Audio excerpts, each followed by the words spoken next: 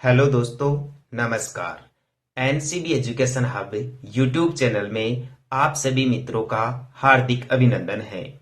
दोस्तों, आज का अपना अध्ययन का जो महत्वपूर्ण बिंदु है उसका नाम है सरदार सरोवर बांध परियोजना। सरदार सरोवर बांध परियोजना भारत में 4 राज्यों की संयुक्त परियोजना है। एक तो महाराष्ट्र राज्य की, एक गुजरात राज्य की, एक राजस्थान राज्य की और एक मध्य प्रदेश राज्य की। ध्यान रखना इस बात का, एग्जाम में यह सवाल पूछा जाता है कि सरदार सरोवर बांध परियोजना भारत के कितने राज्यों की संयुक्त परियोजना है। तो 4 राज्यों की संयुक्त परियोजना है। दोबारा मैं आपको एक बार चारों राज्यों के नाम बता देता हूं। महाराष्ट्र, गुजरात, मध्य प्रदेश और राजस्थान। ठीक है दोस्तों। दूसरी इंपॉर्टेंट बात, सरदार सरोवर बांध परियोजना कौन सी नदी पे बनाई गई भाई? यह नर्मदा नदी पर बनाई गई। ठीक है दोस्तों। ओके। और ये जो सरदार सरोवर बांध, ये जो परियोजना है, तो परियोजना के लिए बांध किस राज्य में बनाया गया? यह बांध गुजरात में बनाया गया, नर्मदा नदी पर बनाया गया। ठीक है। ये जो सरदार सरोवर बांध परियोजना है, इससे राजस्थान के कौन से जिलों को लाभ मिलता है भाई? सरदार सरोवर बांध परियोजना से राजस्थान के जालोर और बाड़मेर जिलों को लाभ मिलता है। ऐसा बताया जाता है कि पहली बार जालोर जिले के सिल्लू गांव में 27 मार्च 2008 को सरदार सरोवर बांध परियोजना से पानी लाया गया, या नर्मदा सिंचाई परियोजना के तहत राजस्थान को लाभान्वित किया गया। तो ये डेट बहुत ही इंपॉर्टेंट है परीक्षा की दृष्टि से कि राजस्थान में सबसे पहले नर्मदा नहर से या फिर सरदार सरोवर बांध परियोजना से पानी कहां लाया गया? तो दोस्तों, जालोर जिले के सिल्लू गांव में लाया गया। और कब लाया गया था? 27 मार्च 2008 को पहली बार यहां प्रभावित किया गया। एक महत्वपूर्ण सवाल यह भी बनता है कि इस सरदार सरोवर बांध परियोजना से या फिर इस नर्मदा नहर परियोजना से जालोर और बाड़मेर जिले के कौन कौन से क्षेत्रों को अधिक लाभ मिलता है भाई? दोस्तों, जालोर में तो सांचौर क्षेत्र को और बाड़मेर के गुड्ढामलानी क्षेत्र को सिंचाई का सबसे ज्यादा लाभ मिलता है। इसके अतिरिक्त जालोर के भीनमाल क्षेत्र को नर्मदा नहर परियोजना से पेयजल सुविधा भी प्राप्त होती है। आप इस महत्वपूर्ण बात का ध्यान रखना। सरदार सरोवर बांध परियोजना की सबसे खास बात यह है कि यह राजस्थान की पहली ऐसी सिंचाई परियोजना है जिसमें पूरी सिंचाई स्प्रिंकलर सिस्टम पर आधारित थी या फव्वारा पद्धति पर आधारित थी। ठीक है दोस्तों। तो एग्जामिनर में कई बार या एग्जाम के अंदर कई बार यह सवाल पूछा जा चुका है कि राजस्थान की वह सिंचाई परियोजना कौन सी थी जिसमें संपूर्ण सिंचाई सिस्टम फव्वारा पद्धति या स्प्रिंकलर सिस्टम पर आधारित था। तो वह सिंचाई परियोजना नर्मदा नहर परियोजना थी, या इसे सरदार सरोवर बांध परियोजना के नाम से भी जाना जाता है। ठीक है। सरदार सरोवर बांध परियोजना की एक बात आप ये भी ध्यान रखना कि इस नर्मदा नहर की टोटल लंबाई कितनी है भाई? नर्मदा नहर की टोटल लंबाई 532 किलोमीटर है। ठीक है। अब केवल राजस्थान के बारे में भी आपसे लंबाई के मामले में सवाल पूछा जा सकता है कि केवल राजस्थान में नर्मदा नहर की लंबाई कितनी है? केवल और केवल 76 किलोमीटर है दोस्तों। केवल राजस्थान में नर्मदा नहर परियोजना की लंबाई 76 किलोमीटर है। नर्मदा नहर परियोजना की भारत में कुल लंबाई 532 किलोमीटर है। ठीक है दोस्तों। एक बार स्पेशल रिमार्क के तौर पर नर्मदा नहर परियोजना की सारी जानकारी दोबारा दे देता हूं मैं। नर्मदा नहर गुजरात में नर्मदा नदी पर बने हुए सरदार सरोवर बांध से निकाली गई। अब सवाल ये बनता है कि सरदार सरोवर बांध परियोजना या नर्मदा नहर परियोजना भारत के कितने राज्यों की संयुक्त परियोजना है? तो 4 राज्यों की संयुक्त परियोजना है। एक तो राजस्थान की, एक महाराष्ट्र की, एक गुजरात की और एक मध्य प्रदेश की। ठीक है। नेक्स्ट सवाल, इस नर्मदा नहर परियोजना से राजस्थान के कितने जिले लाभान्वित होते हैं? केवल और केवल 2 जिले लाभान्वित होते हैं। पहला जालोर और दूसरा बाड़मेर। जालोर और बाड़मेर के कौन से क्षेत्रों में नर्मदा नहर के द्वारा सिंचाई होती है? जालोर के तो सांचौर क्षेत्र में और बाड़मेर के गुढ़ामलानी क्षेत्र में नर्मदा नहर के द्वारा सिंचाई की जाती है। और नर्मदा नहर परियोजना राजस्थान की पहली ऐसी सिंचाई परियोजना है जिसके द्वारा पूरी सिंचाई पद्धति फव्वारा सिस्टम पर आधारित है या स्प्रिंकलर सिस्टम पर आधारित है।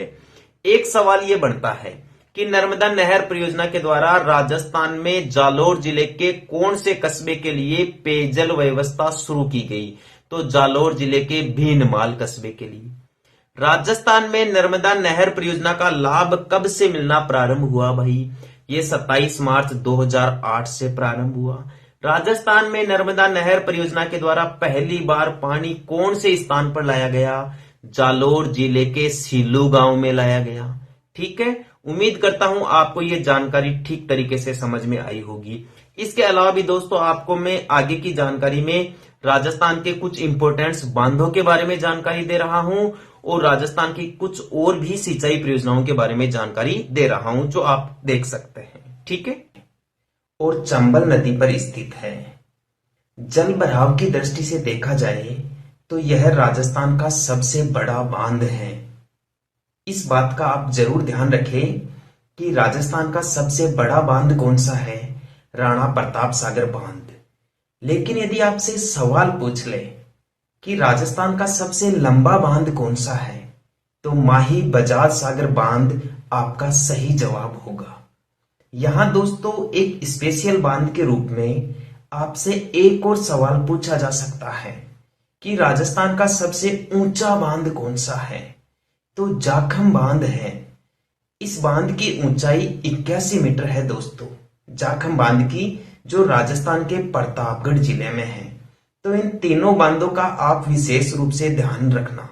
दोबारा बता देता हूं, जल भराव की दृष्टि से राजस्थान का सबसे बड़ा बांध तो है राणा प्रताप सागर बांध, जो चंबल नदी पर है और राजस्थान के चित्तौड़गढ़ जिले में है। दूसरा महत्वपूर्ण बांध कौन सा है? जाखम बांध है, जो जाखम नदी पर है और प्रतापगढ़ जिले में है। जाखम बांध राजस्थान का सबसे ऊंचा बांध है, इसकी ऊंचाई है 81 मीटर। तीसरा महत्वपूर्ण बांध है माही बजाज सागर बांध। दोस्तों माही बजाज सागर बांध राजस्थान का सबसे लंबा बांध है, जिसकी लंबाई 3109 मीटर है और यह बांध माही नदी पर राजस्थान के बांसवाड़ा जिला मुख्यालय से 18 किलोमीटर दूर बोरखेड़ा गांव में स्थित है। यहां तक बात क्लियर है? ठीक है। एक बांध का और विशेष रूप से ध्यान रखना, पांचना बांध का। पांचना बांध राजस्थान में मिट्टी का बना हुआ सबसे बड़ा बांध है, जो राजस्थान के करौली जिले में है और ये 5 नदियों पर स्थित है। उन 5 नदियों का नाम है भद्रावती, माची, अटा, बरखेड़ा और भैंसावट। भद्रावती, माची, अटा, बरखेड़ा, भैंसावट, इन 5 नदियों के संगम पर स्थित है पांचना बांध। करौली जिले में है। अमेरिका देश के सहयोग से इसे बनाया गया और ये राजस्थान का सबसे बड़ा मिट्टी का बांध है। ठीक है दोस्तों, अब आ जाइए आप राणा प्रताप सागर बांध पर। राणा प्रताप सागर बांध दोस्तों चंबल नदी पर है। इस राणा प्रताप सागर बांध पर दोस्तों परमाणु ऊर्जा का उत्पादन भी किया जाता है। यहां परमाणु ऊर्जा संयंत्र कनाडा देश के सहयोग से स्थापित किया गया और ये भारत का तो दूसरा और राजस्थान का प्रथम परमाणु ऊर्जा संयंत्र बताया जाता है, जो चित्तौड़गढ़ में रावतबाठा के पास में स्थित है, राणा प्रताप सागर बांध पर। ठीक है दोस्तों, आप जरूर इस बात का ध्यान रखना।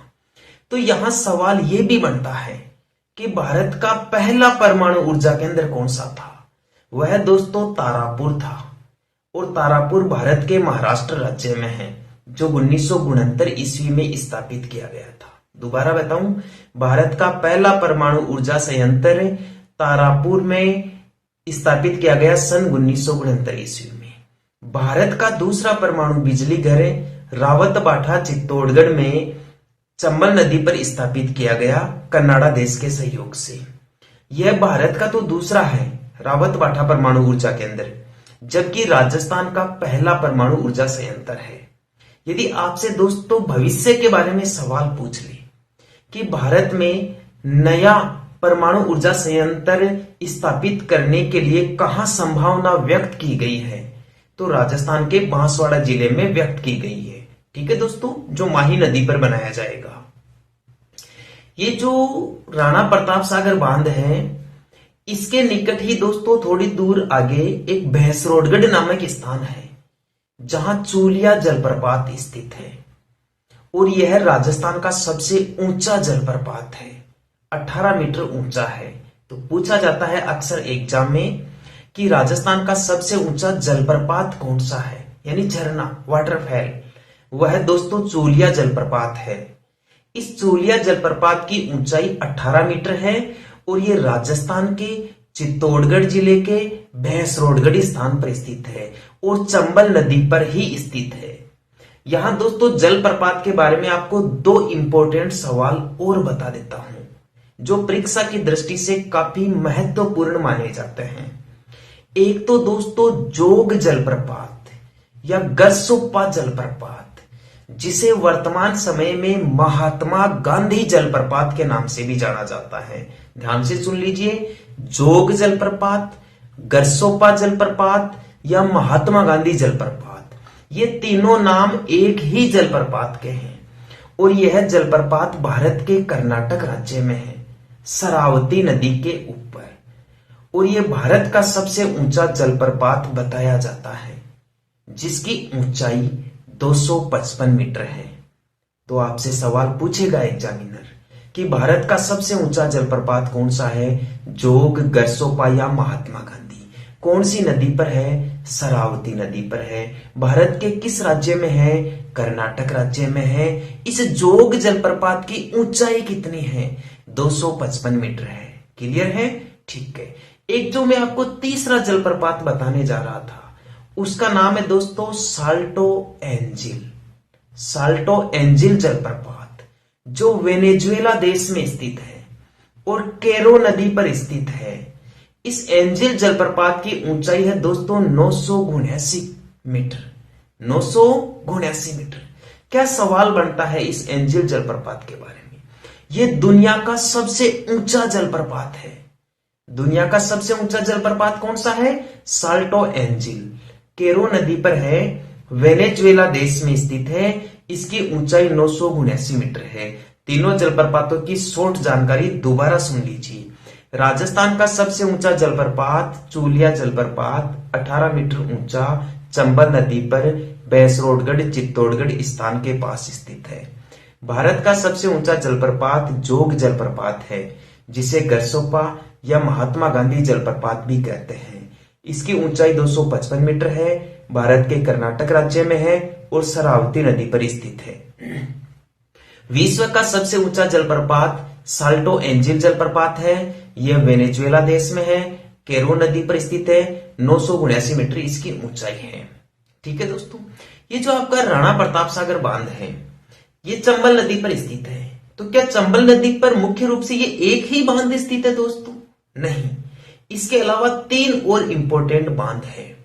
सबसे महत्वपूर्ण सवाल तो यह बनता है इस राणा प्रताप सागर बांध का जो चंबल नदी पर स्थित है कि यहां जो परमाणु बिजली घर लगाया गया है कनाडा देश के सहयोग से, उससे बिजली कितनी बनाई जाती है भाई?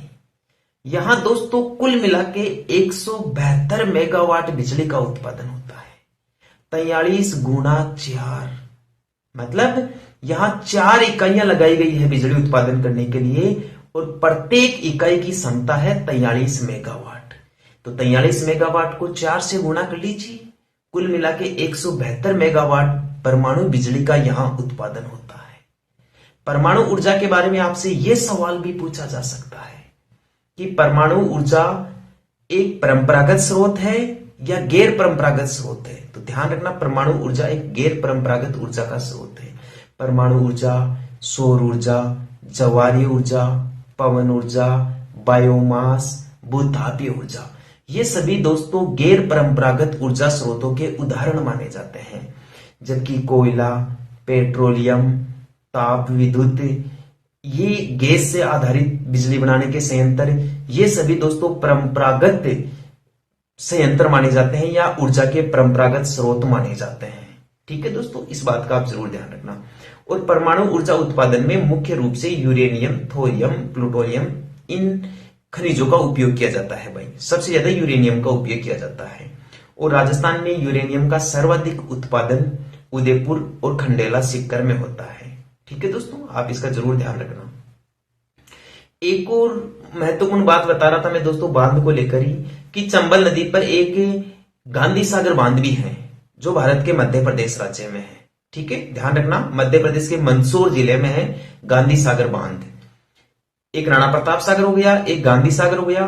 चंबल नदी पर स्थित तीसरा बांध है दोस्तों जवाहर सागर बांध, जो राजस्थान के कोटा जिले में है। ठीक है, और यह लगभग 115 मेगावाट के आसपास बिजली का उत्पादन होता है। 115 मेगावाट नहीं, केवल 99 मेगावाट। पूछ लेगा जवाहर सागर बांध पर कितनी बिजली का उत्पादन किया जाता है, केवल 99 मेगावाट का। जबकि गांधी सागर बांध पर कितनी बिजली का उत्पादन किया जाता है, 115 मेगावाट बिजली का उत्पादन किया जाता है। एक और बांध बच गया कोटा बैराज बांध, नाम से ही पता चल रहा है कोटा में है। तो कोटा बैराज बांध कोटा में चंबल नदी पर, जवाहर सागर बांध कोटा में, इसके अलावा राणा प्रताप सागर बांध चित्तौड़गढ़ में चंबल नदी पर, जवाहर सागर भी चंबल नदी पर, और गांधी सागर बांध मंदसौर जिला मध्य प्रदेश में चंबल नदी पर। इन चारों बांधों में सबसे खतरनाक क्वेश्चन बनता है दोस्तों कोटा बैराज बांध को लेकर, कि ये जो कोटा बैराज बांध है क्या यहां भी बिजली का उत्पादन होता है? नहीं दोस्तों, यहां बिजली का उत्पादन नहीं होता।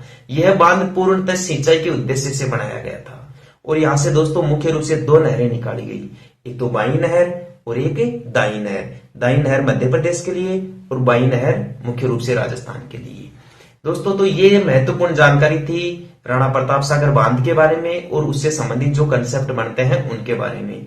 इसके अलावा दोस्तों आगे मैं आपको माही बजाज सागर बांध की डिटेल्स भी दे रहा हूं, जिसके बारे में आप ध्यान से पढ़ लीजिए। ठीक है, पर राजस्थान के बांसवाड़ा जिले में स्थित है।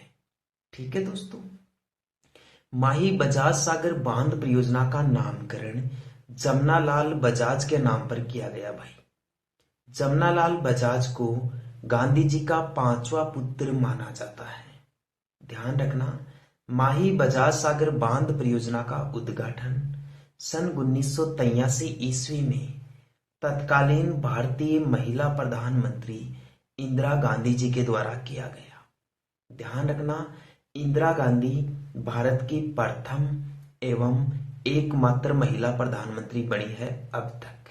ठीक है दोस्तों, ये जो माही बजाज सागर बांध है यह 2 राज्यों की संयुक्त परियोजना है, एक तो राजस्थान और दूसरा गुजरात।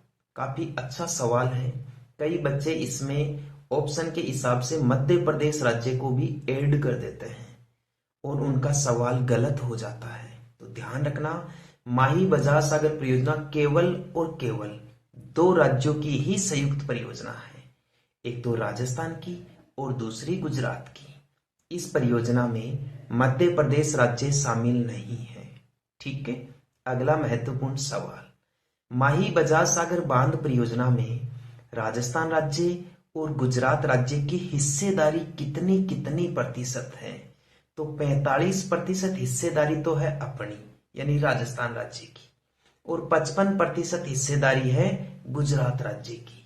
लेकिन यहां ध्यान रखना कि हिस्सेदारी का यह अनुपात राजस्थान और गुजरात में 45:55 का है, पर बिजली पूरी की पूरी 100% बिजली राजस्थान को मिलती है। माही बजाज सागर बांध परियोजना पर बिजली का उत्पादन करने के लिए सन 1986 में पहली बार 50 मेगावाट का विद्युत संयंत्र लगाया गया। वर्तमान समय में इस बांध पर 140 मेगावाट बिजली का उत्पादन होता है। तो यह भी एक अच्छा सवाल है कि माही बजाज सागर बांध परियोजना पर कुल कितनी बिजली का उत्पादन होता है? 140 मेगावाट बिजली का उत्पादन होता है। इस माही बजाज सागर बांध परियोजना को दक्षिणी राजस्थान की एक विशिष्ट परियोजना माना जाता है। यह दक्षिणी राजस्थान में आदिवासियों के लिए एक लाभकारी परियोजना माना जाता है, इसलिए यहाँ इसे आदिवासियों की सवर्ण रेखा, दक्षिणी राजस्थान की गंगा माही नदी को या दक्षिणी राजस्थान की सवर्ण रेखा कहा जाता है। आप इस बात का ध्यान रखना। माही बजाज सागर बांध के निकट ही एक कागती पिकअप बांध भी बना हुआ है, राजस्थान के बांसवाड़ा जिले में ही। और इस कागती पिकअप बांध से भीखाबाई सागवाड़ा और आनंदपुरी नामक दो सिंचाई की नहरें निकाली गई है। इसी माही नदी पर गुजरात राज्य में कडाना बांध बनाया गया है, जो पूर्णतः गुजरात राज्य की लागत पर बना हुआ है। अतः कडाना बांध का जो लाभ है वो भी पूर्ण रूप से गुजरात राज्य को ही मिलता है। उम्मीद करता हूं आपके यह जानकारी ठीक तरीके से समझ में आई होगी। ठीक है दोस्तों, आगे की जानकारियां भी आप देख लीजिए। और ये क्यों चर्चा में रहता है दोस्तों? मानगढ़ की पहाड़ी राजस्थान के बांसवाड़ा जिले में स्थित है। जिस दिन दोस्तों यहां हत्याकांड हुआ था वो तारीख थी 17 नवंबर 1913 ईस्वी। मानगढ़ हत्याकांड में दोस्तों पुलिस फायरिंग में लगभग 1500 से अधिक भील मारे गए थे, इसलिए इसे राजस्थान का जलियांवाला बाग हत्याकांड भी कहते हैं। जलियांवाला बाग हत्याकांड के बारे में तो आप पहले से ही जानते होंगे। 13 अप्रैल 1919 ये तारीख तो दोस्तों हर भारतीय को याद है या हर जनमानस इस दिन से परिचित है। सिख धर्म के अनुसार इस दिन वैसाखी का पर्व था। 13 अप्रैल 1919 को पंजाब राज्य के अमृतसर में, जहां वर्तमान में स्वर्ण मंदिर भी है, उसी स्वर्ण मंदिर के पास में एक जलियांवाला बाग था। यहां पर पंजाब के लोग वैसाखी पर्व की तैयारियां करने के लिए एकजुट हुए थे। एकजुट होने का दूसरा कारण यह बताया जाता है कि यहाँ लोग अंग्रेजों के द्वारा जो गलत कानून पारित किया गया था, जिसे रोलेट एक्ट कहते हैं, 1919 में ही आया था दोस्तों ये रोलेट एक्ट, जिसे अंधा कानून, काला कानून, आतंकवादी कानून इस नामों से जाना जाता है। इस कानून में होता क्या था भाई? लोग इसका विरोध क्यों कर रहे थे? क्या कारण था कि लोग रोलेट एक्ट को वापस लेने की बात कर रहे थे या अंग्रेजों के खिलाफ एकजुट हो गए थे लोग? इसकी सबसे बड़ी जो बुरी बात थी इस कानून में वो यह थी कि इस कानून के अनुसार अब भारत में किसी भी व्यक्ति को केवल क्रांतिकारी होने के संदेह पर गिरफ्तार किया जा सकता था और उन्हें बिना मुकदमे के, बिना कोई पैरवी किए 2 वर्ष तक जेल में रखा जा सकता था भाई। ठीक है, इसीलिए तो इसे अंधा कानून कहते हैं। बिना अपील, बिना वकील और बिना दलील का कानून भी कहते हैं। यहां आपसे सवाल पूछा जा सकता है कि ये जो रोलेट एक्ट था, इसे बिना अपील, बिना वकील और बिना दलील का कानून किसने कहा भाई? तो यह बात मोतीलाल नेहरू ने कही थी। बात क्लियर है? ठीक है दोस्तों। और इस रोलेट एक्ट का अध्यक्ष कौन था भाई? इसका अध्यक्ष था सर सिडनी रोलेट, जो एक अंग्रेज न्यायाधीश था। उसी के नाम से यह कानून पारित हुआ। तो इस कानून के तहत पंजाब के 2 लोकप्रिय नेताओं को गिरफ्तार कर लिया गया। एक का तो नाम था डॉक्टर सतपाल और दूसरे का नाम था सैफुद्दीन किचलू। तो डॉक्टर सतपाल और सैफुद्दीन किचलू को रिहा करवाने के लिए पंजाब के लोग जलियांवाला बाग एकजुट हुए थे भाई। वहां दोस्तों हुआ क्या कि अंग्रेज उस टाइम पे ज्यादा सतर्क थे भाई। या जैसे ही अपने देश में कोई छोटी मोटी क्रांतिकारी घटना होती थी या अंग्रेजों को ऐसी हलचल महसूस होती थी, तो वो लोगों को उस कानून के तहत गिरफ्तार करके जेल में डाल देते थे या लोगों के साथ दुर्व्यवहार करते थे भाई। तो एक हंसराज नामक गद्दार भारतीय था दोस्तों, उसने ये जो जलियांवाला बाग में लोग एकजुट होकर जो सभा कर रहे थे, वैसाखी पर्व की तैयारी कर रहे थे, या डॉक्टर सतपाल और सैफुद्दीन किचलू को छुड़ाने के बारे में आम चर्चा कर रहे थे, यह गुप्त सूचना हंसराज नामक व्यक्ति एक अंग्रेज अधिकारी जनरल डायर को जाकर दे देता है भाई। जनरल डायर तत्कालीन अमृतसर या पंजाब का लेफ्टिनेंट गवर्नर था भाई। वहां का ऐसे मान लीजिए आप प्रशासक था या कर्ता धर्ता था पंजाब का, जनरल डायर या माइकल डायर। तो जैसे ही माइकल डायर को यह सूचना मिली कि लोग अंग्रेजी हुकूमत के खिलाफ जलियांवाला बाग में एकत्रित हुए हैं और एक बड़ा आंदोलन शुरू होने जा रहा है या अंग्रेजी सरकार के खिलाफ एक बड़ी कार्यवाही होने जा रही है, तो जनरल डायर ने क्या किया, एक बड़ी सेना ली अपने साथ और एक बड़ी सेना लेकर वो जलियांवाला बाग में पहुंच गया भाई, अमृतसर में, उस बाग में जहां लोग एकत्रित हुए थे। और वहां जाकर लोगों से बिना कोई बातचीत किए, बिना कोई वार्तालाप किए कि आप यहां पर क्यों एकजुट हुए हो, आपकी क्या समस्याएं हैं, बिना लोगों की कोई बात सुने, बिना लोगों की कोई राय जाने, जनरल डायर ने डायरेक्ट अपनी सेना को फायर का आदेश दे दिया दोस्तों। और उसकी जो सेना है उसने दोस्तों फायरिंग शुरू कर दी।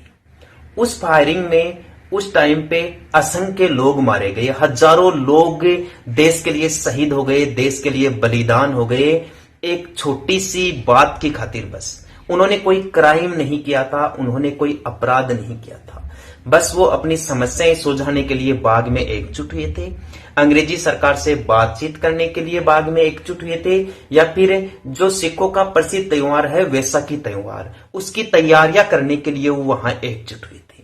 लेकिन अंग्रेजी सरकार का ये गलत फैसला था।